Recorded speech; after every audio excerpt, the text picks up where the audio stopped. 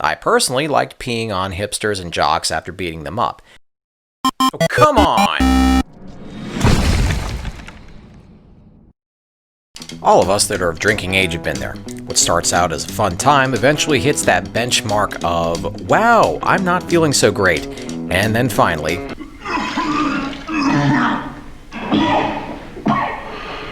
greetings and salutations, ladies and gents. You are watching another Broken Controller Club review. My name is Ed and I'm your host. Remember to subscribe to get notified of future reviews and special features. So today's review is already out on PC and has been on consoles for just a little while. It's called Drunken and it's about as close as you can get to actually being belligerently drunk and fighting someone without the hangover and police station mugshot that your friends, coworkers, and your exes can find online and laugh at. I myself am enjoying some bourbon while doing this review because it felt fitting, and let me know in the comments if you're enjoying some fine boozes as well. It's a 3D brawler with the exaggerated physics that you'll be familiar with if you've played games like Goat Simulator, Surgeon Simulator, or probably a lot of other things with Simulator at the end of the title. It most closely resembles a fighter that I have on the Switch called Gunya Fighter, which is basically a brawler where everybody looks and feels like they're made out of jello. It's actually kind of fun though, so don't knock it till you try it. Anyway, as you can guess, the game has no story to speak of. You're a guy who's staggeringly drunk and making his way somewhere. I don't know where, and let's be honest, he probably doesn't know where either. And he probably doesn't care. So the game doesn't have any sort of overworld or list of levels. It's pretty basic. The levels are all just city streets, parks, and storefronts at night. The levels do seem to have continuity where one ends and immediately goes into the next one, which I thought was nice, but then there's no sense of actual progression. The game saves between levels, which is helpful because your health also carries over, so if you're almost dead, just go ahead and save yourself some time by backing out to the main menu and reload your game, because that's what good game development looks like. The city itself is totally barren, a lot like when you leave a bar at 3 a.m. and nobody else is out, so at least that part is accurate.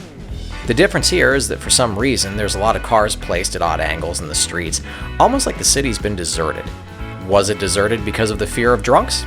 Did a new shipment of PlayStation 5s come into GameStop and everybody dropped what they did to go there? Who knows? Every game's level takes place at night, and personally, I would have loved to have seen a day drinking level where people are out and about and you have to cross traffic and not pass out or pee your pants. You know, like real life. There's not much for sound and music though. It's a pretty quiet game and all the music is pretty ambient, and you're gonna barely notice that it's there. So you basically traverse each level, completing whatever objectives you have ahead of you, which starts with just beating up a few people. The game very unceremoniously says the level is completed when you're done, and then your guy does some dance that nobody has the coordination to do even sober, and then you go to the next level.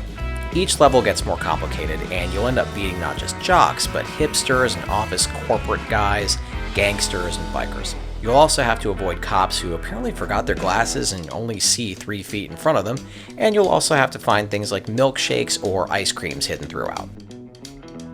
It doesn't sound all that bad, except you're basically on a time limit and you've got a couple meters to watch. Your biggest problem is that you have the world's smallest bladder and seriously have to take a leak what feels like every minute, or else you're going to start losing health. Thankfully, you can do that anywhere you want.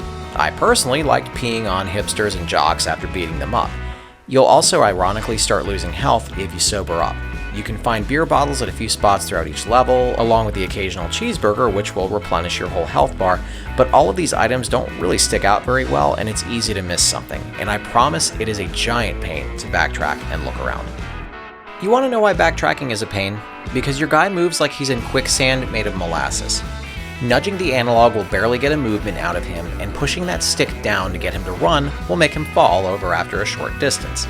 Getting knocked over by an enemy will more often than not force him in the opposite direction, and it'll take several seconds to get him turned around to land another hit, and getting knocked over again will just do the same thing. I get that this is simulating drunkenness, but this was really frustrating after a while. The camera is also hot garbage. It takes zero effort to get stuck on something, and then the camera zooms in, and it's really difficult to orient yourself. This is going to get you beat up by enemies, and it's also going to get you killed from sobering up and being full of pee, which I can count how many times on one hand I've said all of that in one sentence before. There's also mostly invisible barriers that you'll run into when you've reached the end of a level, and you will fall over when you hit one of them. Then the camera's going to zoom in all over again. This made me want to break my controller because it came without warning.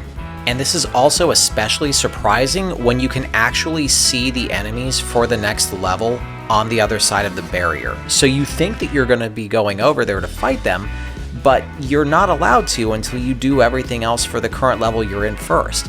It was just really weird and confusing and angering and frustrating all at the same time. And then lastly, there's the combat. You have a moves list you can refer to, but you're basically going to end up relying on the same couple of powerful moves that'll floor enemies in one hit. I use the low punch, which looks like it kind of nails them in the hip, and also the uppercut. Doing anything else is a waste of time and stamina. Everybody else is drunk, so you'll basically take turns trying to swing on each other, which is, kind of like real life, until somebody lands a hit and gets knocked down. You don't gain moves or anything like that. There's no progression because, again, he's a drunk guy. Drunk people don't progress in anything except maybe alcohol addiction and cirrhosis of the liver. So, at the end of the day, this is a game that started out fun, but kind of lost its novelty after a couple levels.